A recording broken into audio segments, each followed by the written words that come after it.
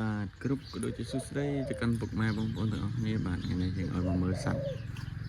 ស្ទាំងមកយើងបងប្អូននេះកូនស្ទាំងលោកពេញរោមហើយយើងពេញរោមហើយ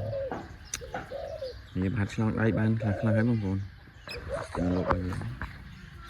ពេញហើយនេះលោករបស់យើងលោកម៉ាឡេបង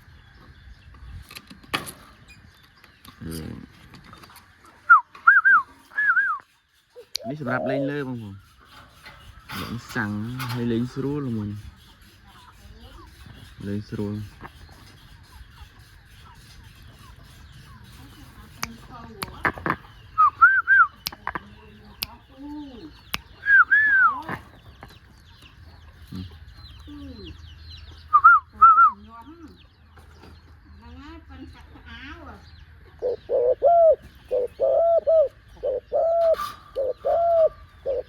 យើងជិតចេញប្រយុទ្ធដែរបងប្អូនហើយអានេះមេម៉ាឡេរបស់យើងអានេះយើងត្រៀមប្រកាសដែរពេលយើងផ្អាកលេងយើងដាក់ប្រកាសមេម៉ាឡេរបស់យើងហើយសម្រាប់នេះមុនទឹកថ្នាក់របស់យើង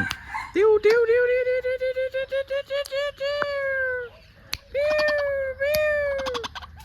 មេបានទឹកនេះយើងលេងនៅផ្ទះបានសាំងពីពីពីពីពីពីពីទៀវហើយនោះអត់នោះអាចចង់ជិះរបស់យើងមួយទៀត